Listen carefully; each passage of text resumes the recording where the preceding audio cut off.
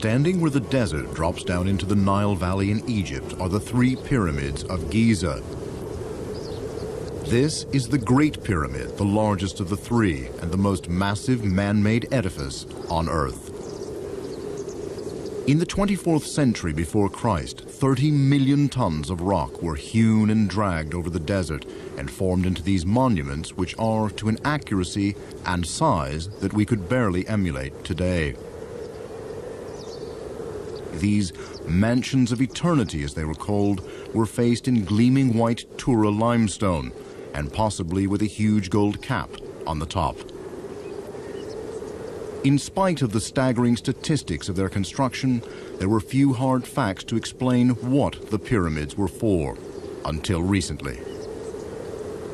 A new breed of high-tech archaeologists has presented startling evidence which may explain the unknown beliefs of distant Egyptian history. In particular, as we shall show, they are revealing extraordinary insights into the mysterious star-worshipping cult of the ancient Egyptians. Indeed, they believe there may be some cosmic design to these ancient structures. Can the modern age of technology shed light on the spiritual world of the past?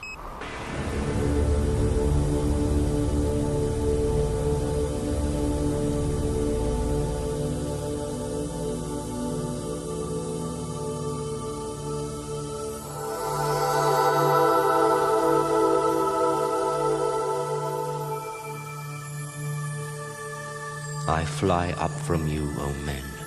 I am not for the earth, I am for the sky. I have soared to the sky as a heron. I have kissed the sky as a falcon. I am the essence of a god, the son of a god, the messenger of a god.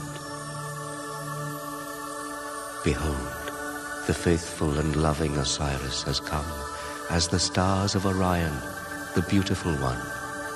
I have come that I may glorify Orion. My soul is a star of gold, and with him I will traverse the sky forever. This strange and beautiful poetry comes from hieroglyphs carved by the ancient Egyptians on sarcophagi and on the walls of tombs. These pyramid texts, as they are called, are some of the earliest religious writings known to man. Although they were deciphered over 150 years ago, today they're being re-examined in the light of new theories about the ancient Egyptians' perception of their world and their man-made mountains.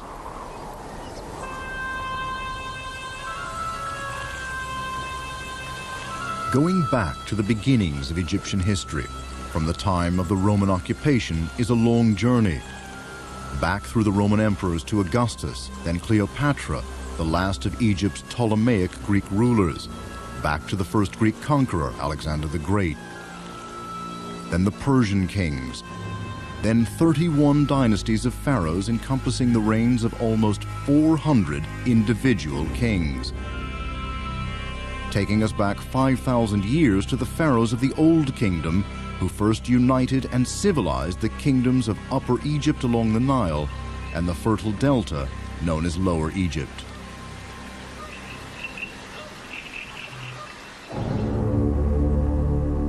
The period we are interested in is the early beginning of Egyptian civilization, the Old Kingdom, known as the Pyramid Age, and in particular the Fourth Dynasty, which lasted from about 2600 BC to 2500. In just the short 100-year span of this dynasty, conceivably one person's lifetime, all these near-perfect pyramids were built. What vision drove those pharaohs of the Fourth Dynasty to such size and precision, while their successors in the Fifth Dynasty settled for this? In spite of their dilapidated state, they contain a clue to the mystery of the achievement of the previous Fourth Dynasty pyramids. These pyramids are at Saqqara, 10 miles south of the Great Pyramid, near the ancient capital of Memphis. The builders of these now ruined pyramids undoubtedly knew the legends of their ancestors, including the ancient Egyptian worship of the stars, and their belief that the stars were manifestations of their gods.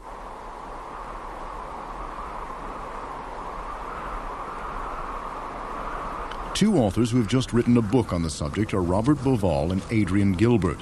They are taking us into the crumbled pyramid of the 5th dynasty pharaoh Unas, where the first clues to their new discoveries lie. In spite of its pitiful state, this pyramid is the first to contain any formal writing. Now look at this. Isn't this fantastic? Unlike the 4th dynasty pyramids, which were totally devoid of text, these crumbled 5th dynasty pyramids are full of these fantastic writings.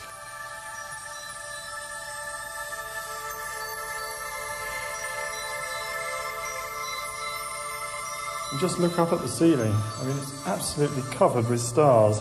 It's just like being out under the night sky.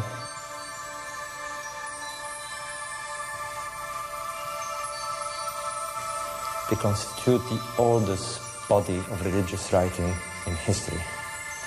And they're there on the walls to help the dead king into his voyage into the afterworld.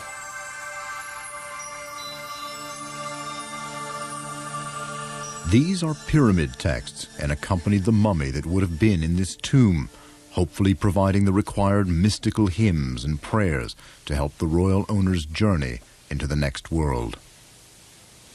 The act of inscribing an idea did more than merely record it. It had magical significance. It was a spell, and had the power to ensure that the written sentiment would actually happen.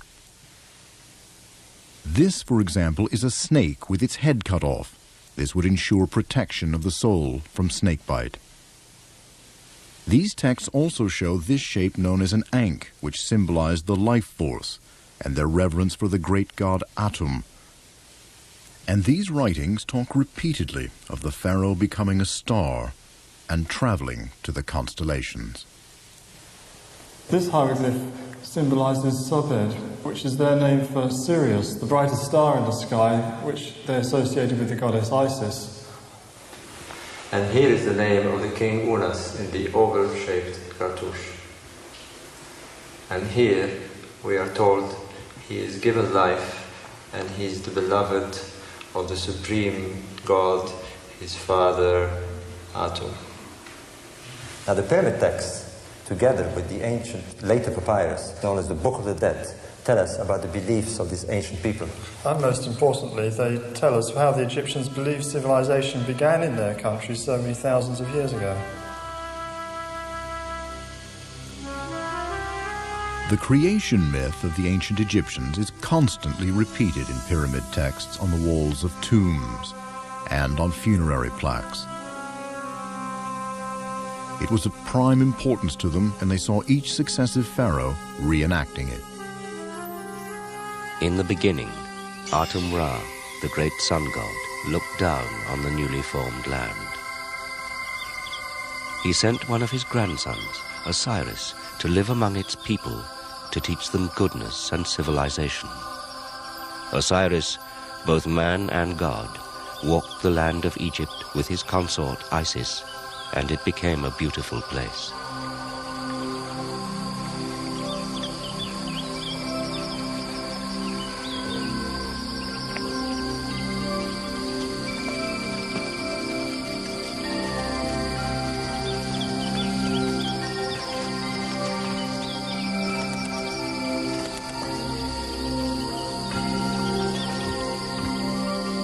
Alas, Osiris's brother Seth was jealous of him and murdered him. He cut his body up into 14 parts and scattered them around Egypt. Isis, overwhelmed with sorrow, roamed the land in search of Osiris. Eventually, finding all the parts, she bound them up with muslin strips and brought his body back to life, just long enough to place herself on his phallus and take his seed. Osiris then ascended from the land of Egypt, leaving Isis hiding in the bulrushes of the Nile Delta. She bore a son, Horus, who grew up to avenge his father's death.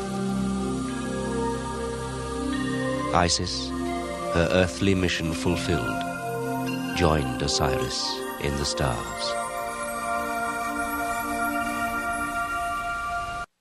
The stars then in this night sky were seen by the ancient Egyptians as a heavenly counterpart to their own land, inhabited by gods and the souls of the departed. The main feature they saw down here was the Nile, and when they looked up into the night sky, the main feature they saw up there was the Milky Way, a shimmering band of stars arching across the sky. And this, they believed, was the celestial Nile.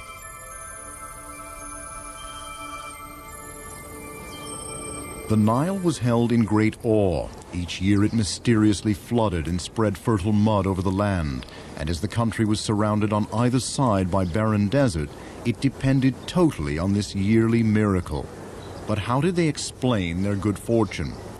Well, the time of the flooding coincided with the reappearance of the constellation of Orion in the night sky, having been out of sight for 70 days.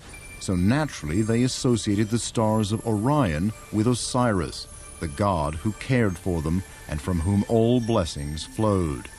And there he was looking down on his benign handiwork beside the banks of the celestial Nile.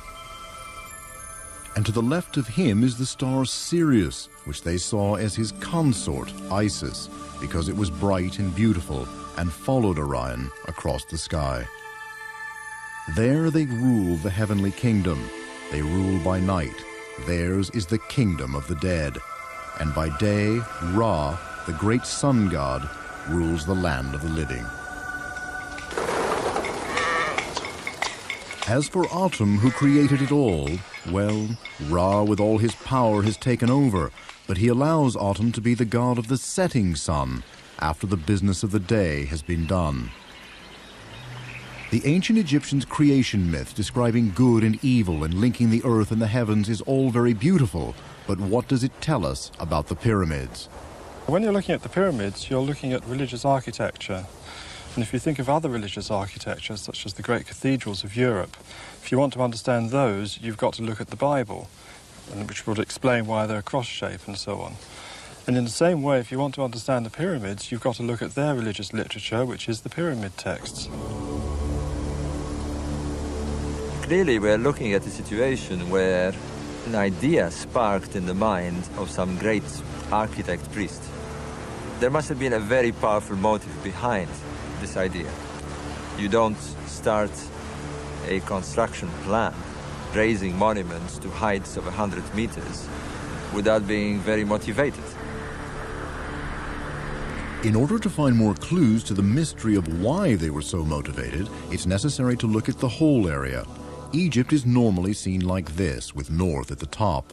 The ancient Egyptians, however, made their maps facing south.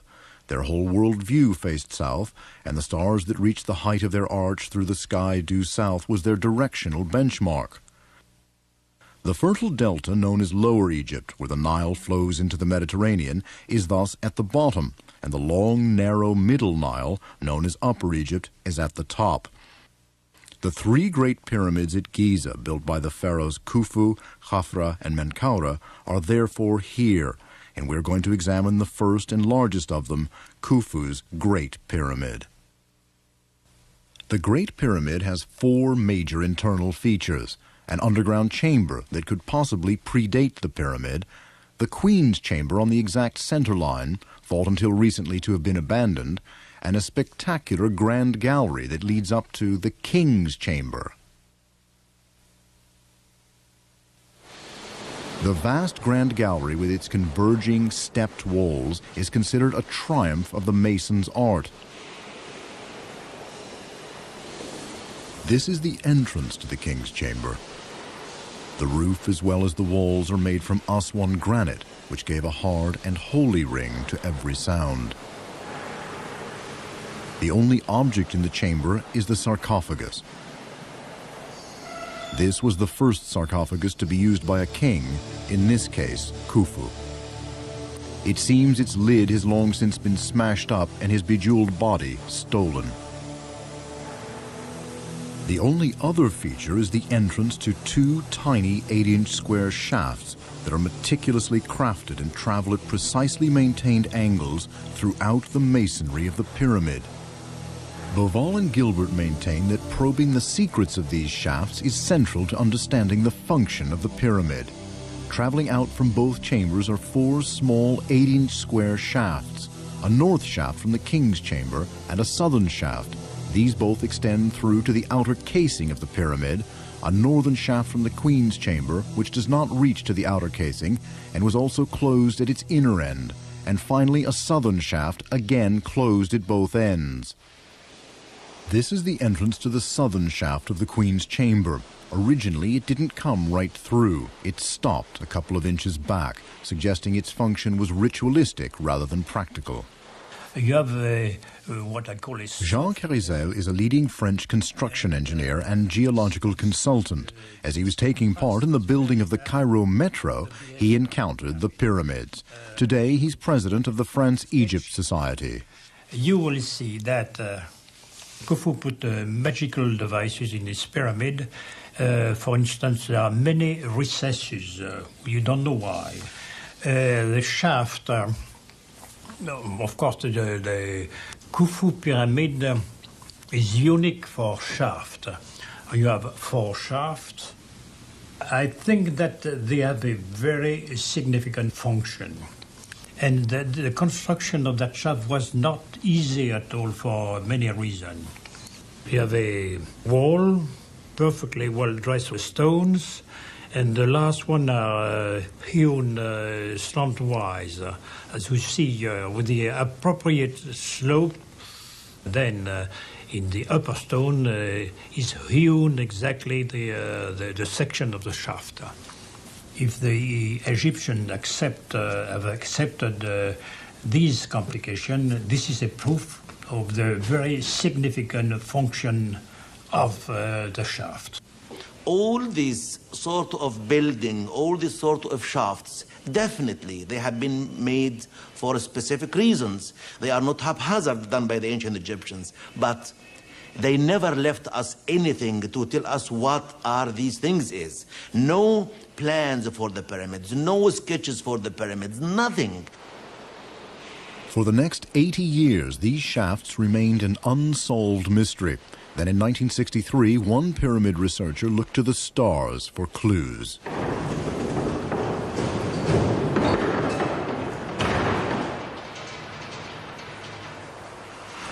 An American astronomer, Virginia Trimble, was asked by a researcher from Egypt, Alexander Badoui, to try and explore the hunch that the shafts originally pointed at something in the heavens. How important the sky is to a culture, I think, depends mostly on the weather. The skies of Egypt are dark, or they were 4,000 years ago. They are generally very clear. The Egyptians covered the ceilings of many of their tombs with paintings of the sky showing the patterns of their constellations and the names of the gods and the pictures of the gods placed within those stars. Unfortunately, they went in for artistic arrangement rather than accurate arrangement, and in most cases we cannot be sure which pattern of stars corresponds to which modern constellation.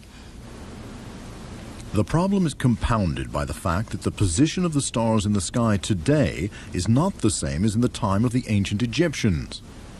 This is due to the phenomenon of precession. Day and night are caused by the Earth spinning on its polar axis once every 24 hours. But what is less well known is that the poles themselves circulate in a wobble-like motion once every 26,000 years. The effect of this precessional movement, as it's called, is that the height the stars arc through the sky changes with time.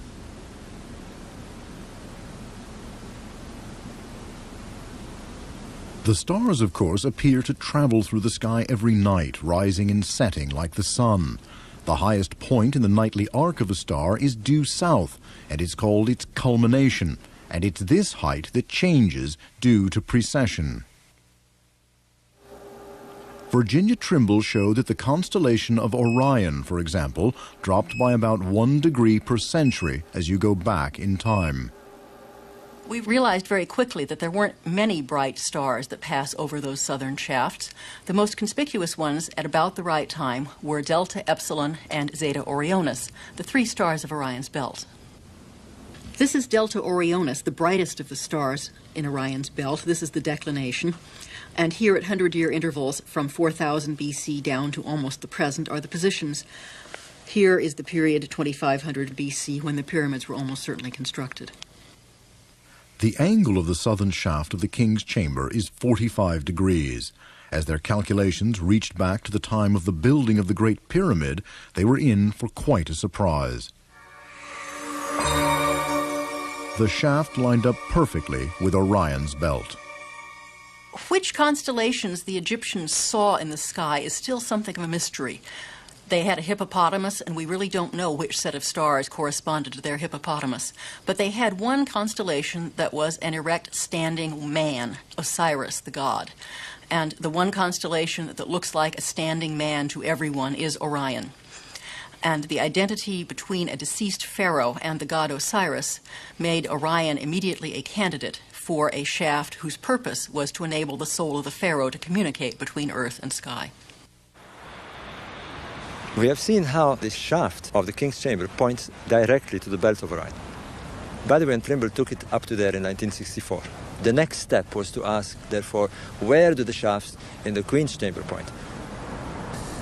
So I did the calculations, and I was amazed to discover that the southern shaft of the queen's chamber pointed to Sirius, his consort, Isis.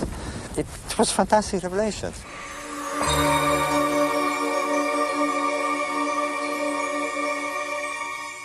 Bombarded by all these astronomical alignment theories, it seemed important to take a step back and talk to established experts on the subject.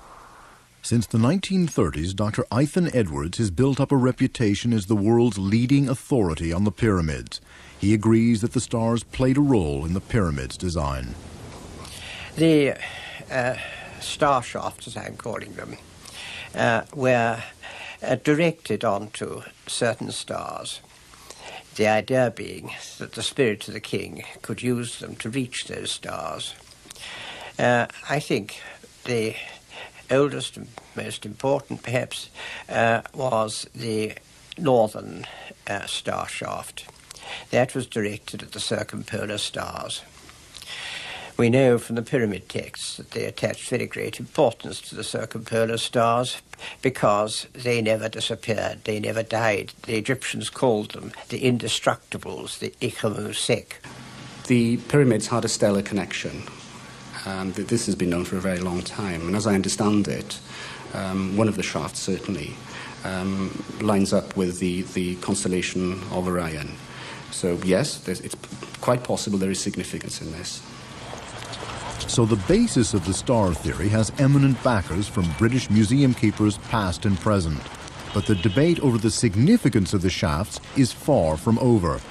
The pyramid texts tell us that the king had a boat in which he used to move around among these stars. They don't tell us what he did when he got there, but at any rate, obviously, they were desirable places to be. The shafts could have ritual significance. It's a matter of dispute. There are some people who feel that they have a purely practical function, that they're ventilation shafts. There are others who believe, and Beauval and Gilbert are among them, that they have a ritual function. This is also consistent with what we know about the Egyptians' beliefs. They were channels to the stars. They were going to assist the soul of the dead king to join Osiris and become one and live in this celestial kingdom next to the celestial Nile. That's what it seems the most logical and ritualistic purpose of the shafts. We see those shafts shooting in perfect alignment towards the stars. The degree of accuracy is astounding. The base of the pyramid is within minutes of arc. It is very, very difficult for us even today to set monuments of that size. The base of the pyramid is 230 meters long. To walk around the pyramid, you're walking a kilometer. Now, obviously, they used stars to align their monuments. They didn't have the compass, and even if they did have the compass, you couldn't get that accuracy with a handheld compass. So we have a monument that expresses an architecture based on astronomy. As Beauval became more and more aware of the amazing accuracy of the three great pyramids of Giza, a paradox began to develop. because they appeared to be accurate in all respects except one. Now, there is something baffling about this plan that we see, these three pyramids as we see on the ground. Three pyramids next to each other, two of almost identical size, in diagonal alignment. And yet, this was the puzzling question. The third pyramid was much smaller and offset to the left. It just didn't make sense. Now, if you were Menkaura, a powerful pharaoh, as powerful as the other two pharaohs who built the previous pyramids, why would you build a smaller pyramid? And indeed, why would you offset it to the left? There had to be an explanation, and the explanation seemed to us to be with the stars. We know from the pyramid texts that each pharaoh saw himself as the latest incarnation of Osiris's son, Horus. He was seen as a living god. Bauval and Gilbert wondered how, after a pharaoh died, he could be a god in the heavens and a god on earth, as Osiris had been. Mummification was part of the answer, as this was clearly intended to preserve his body for eternity. The pyramids seemed to be connected with both, sending the pharaoh to the stars and somehow being the dead pharaoh on earth.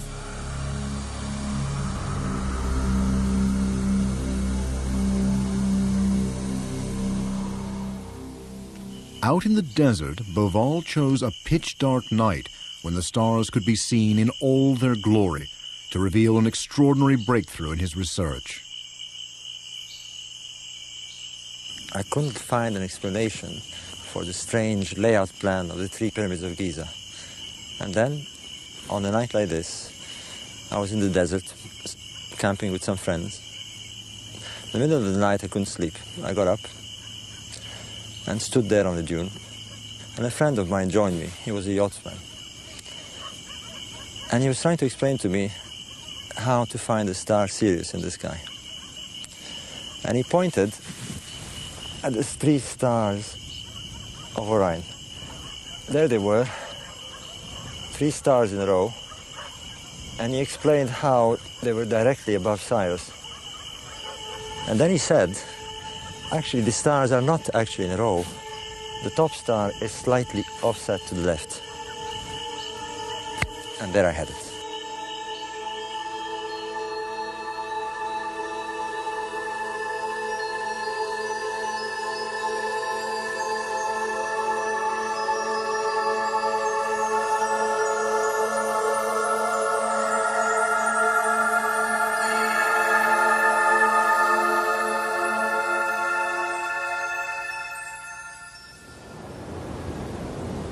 Phenomenal as it is, the theory of correlation between the pyramids and Orion's belt was only the beginning. To understand its significance, Bauval looked for a wider plan. He started with Egypt's most obvious feature, the Nile. He looked at where the pyramids were in relationship to the Nile and the angle they made with it, and compared them with the position of Orion's belt in relation to the Milky Way. It then occurred to Bauval to look at the other two existing pyramids of the 4th dynasty, which were built for unknown reasons some miles away from Giza. Bauval discovered from original graffiti that the first one at Abu Rawash, built by Jadafra, a son of Khufu, was also named after a star. The second one was built 3 miles from Giza at Zawiyat al-Aryan. He then looked at the overall pattern and was staggered. Osiris was the constellation of Orion. Therefore, Osiris on Earth was the pyramids of the Giza area. The Egyptians were attempting to build no less than heaven on earth.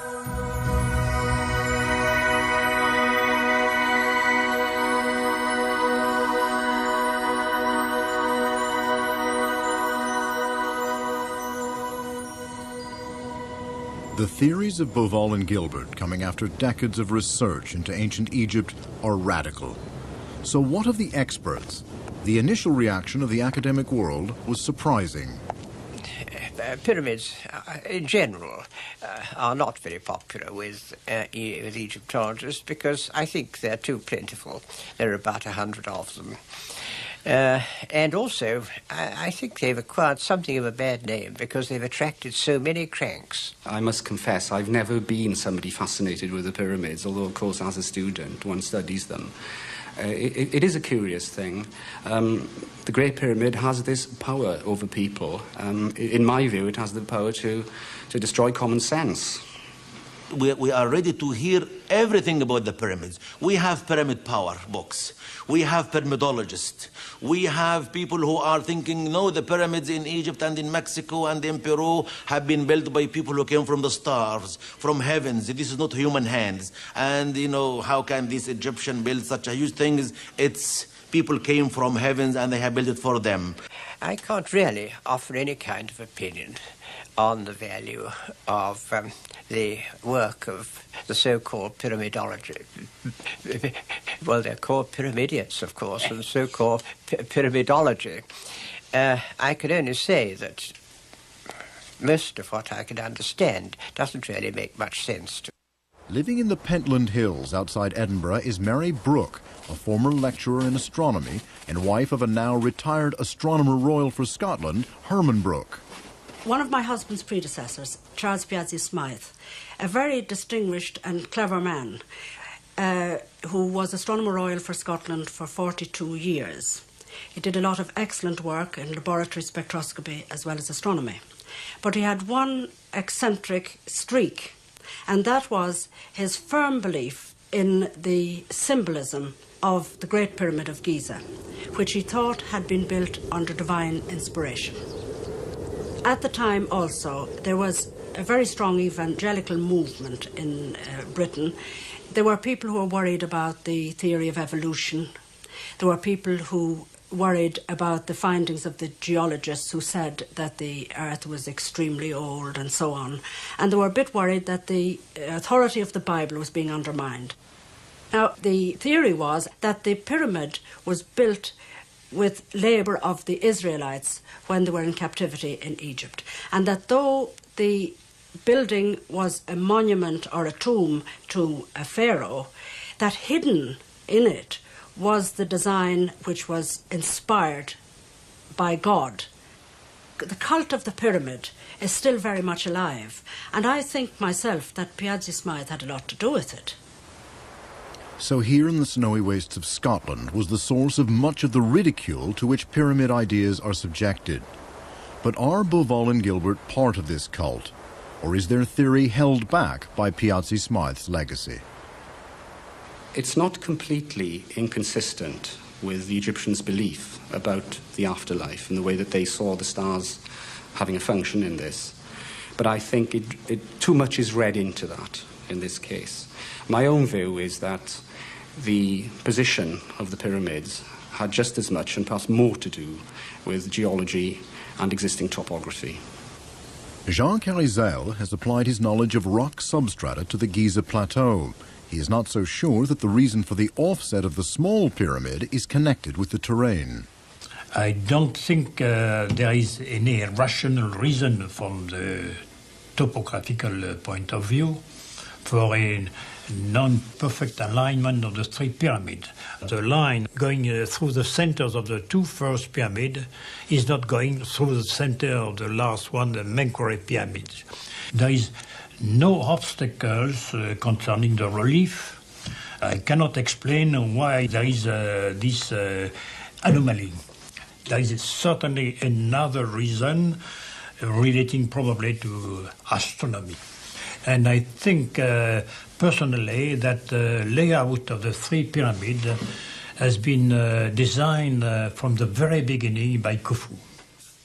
There are lots of pyramids in Egypt, not only one pyramid. Of course, the greatest are the three pyramids. But try to put them according to astronomical theory, I can't agree with that and for the moment. I can't pass judgment on it, but I think it's something that has to be aired. And I think that Mr. Beauval has performed an important service in giving this an airing. I've no doubt it'll be criticised, bound to be. Such things are when they start. The layout of the three pyramids, just speaking as an astronomer, is very reminiscent of the pattern of the three stars in the belt of Orion. There's no question about it. For a start, the three pyramids appear to be equidistant, just as the three stars in the constellation of Orion are equidistant, with the third star slightly offset from the other two and slightly fainter as well, just as the third pyramid is smaller and slightly offset the line of the other two. It's certainly a very intriguing idea, there's no question about it, but I think we would have to go back into the minds of the ancient Egyptians to know whether, in fact, that's what they intended to do. I'm very sceptical about the larger view, Beauval's larger view of the constellation correlating to the pyramids on the ground. This would imply that the Egyptians of the Old Kingdom were able to reproduce on land over a huge distance a kind of map of the sky picked out from various constellations. I find that very hard to believe. I find it improbable. It doesn't seem to me to be an impossible idea. More than that, I wouldn't care to say. It seems then that for the moment the jury is still out, but Beauval and Gilbert have not yet presented the full case. Stars and shafts, maps and heavens may well align, but still, what does it all mean? Beauval uses his computer to examine the northern stars as they would have appeared over Egypt at the time of the Fourth Dynasty, about 4,500 years ago. It seems that the ancient Egyptians saw the northern star constellations, particularly the Great Bear and the Little Bear, as powerful overseers of the sky. They revolved above them all year, regular as clockwork. Other constellations, Orion for example, disappear for 70 days of the year. They die. This is because the Earth is circling round the Sun, and so the portion of the stars that the spinning Earth reveals each night changes. Each of these lower stars was welcomed back by the Egyptians when it reappeared, as you would welcome a departed soul or god that had been away for some time. At dawn, just as the stars are disappearing, you get a glimpse of a new star which has been out of sight for 70 days. This was the dawn rising, or helical rising as it is called, of that star. It was reborn. The Egyptians knew the day of its birthday from their calendar, and the exact moment by looking into the northern sky and observing the position of the permanently visible Great and Little Bears, almost as if they were the hands of a giant star clock. This brings us back to the angles of the shafts. It seems that not only were these pyramids of Giza a representation of the heavenly kingdom above, but they were also the ancient Egyptians' version of a sort of Cape Canaveral, with the ability to propel the soul of a pharaoh to distant destinations in the sky.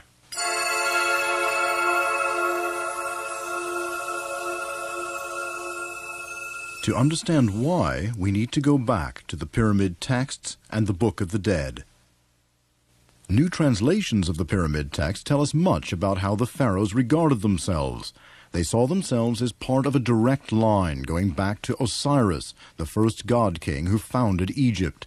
They were his embodiment. They were god kings, and each pharaoh attempted to reenact the life and death of Osiris.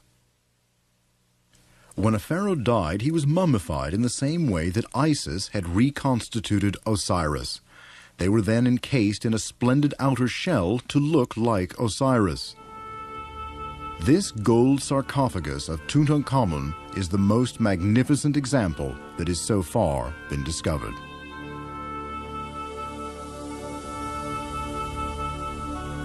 These papyri of the Book of the Dead in the British Museum tell us of one of the great ascension rituals that would have followed the preparation of the mummy.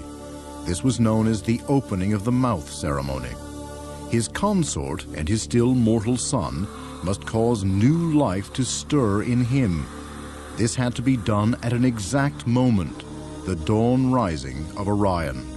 the pharaoh must be reborn as a god. Beauval and Gilbert imagine this most dramatic and ceremonial moment could well have taken place in the Queen's chamber.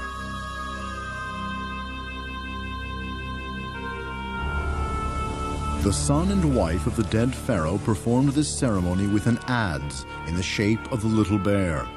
This was often made of iron taken from fallen meteorites. At that time, this was their only source of iron. Every now and then, they saw these meteorites come thundering down through the sky, and to them it was real evidence that the star world existed. This strange iron substance that occurred nowhere on Earth they thought was a dribble of semen from the gods, and this led them to think that the gods had iron bones as well.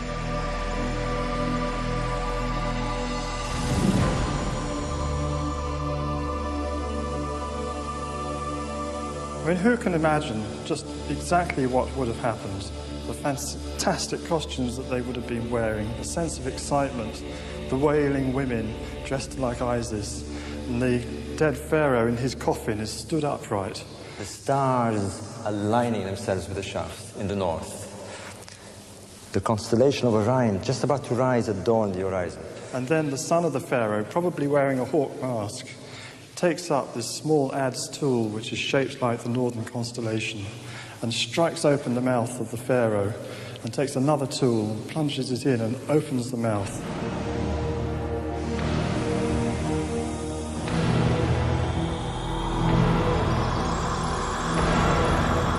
Forces them with the instrument, probably breaks the jaws. Mouth is open, the air comes in, the pharaoh is alive, he is reborn with the stars.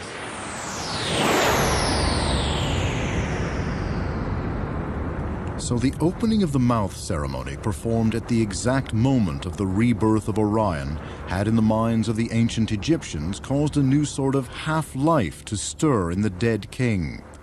Rebirth and new life were very important to them, and god-kings were required to have awesome sexual potency to enable them to copulate with goddesses. The pharaoh has a further duty to perform as the arisen Osiris. He has to make sure that there is a future heir to the throne who can inherit the title of Horus. And to do that, he has to impregnate Isis, his wife, who is symbolized by the star Sirius. Now, the next thing that would have happened is that they would have turned the mummy of the king to the south, in alignment with the southern shaft. He probably had an erect phallus attached to his mummified body.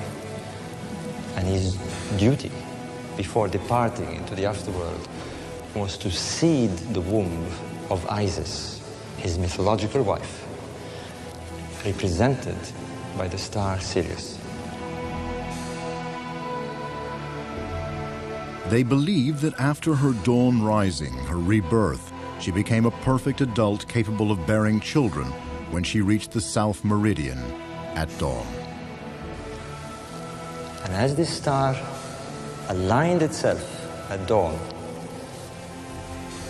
with the southern shaft, with the king facing it, that is probably the moment of the seeding of the womb of Isis.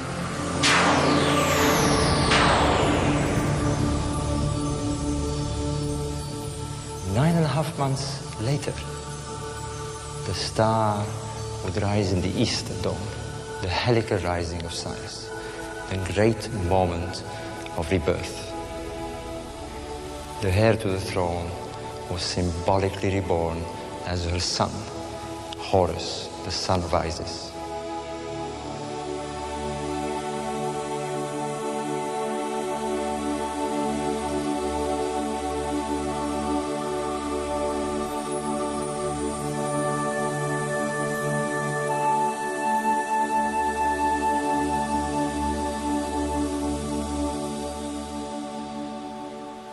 The Egyptians had the cosmos near to them. They saw the stars as part of their environment. They saw their gods close to them.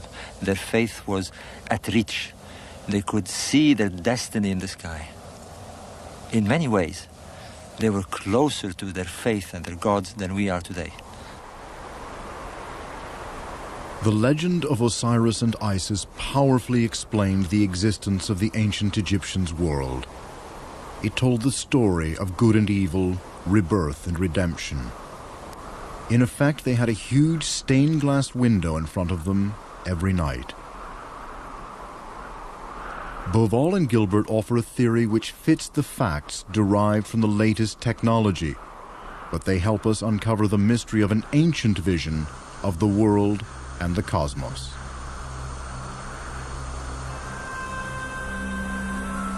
In our modern scientific world, with all the technological wisdom we have, we are really no different from our ancestors. We stand like children in front of creation with the same questions. Where have we come from? Where are we going? The mystery remains.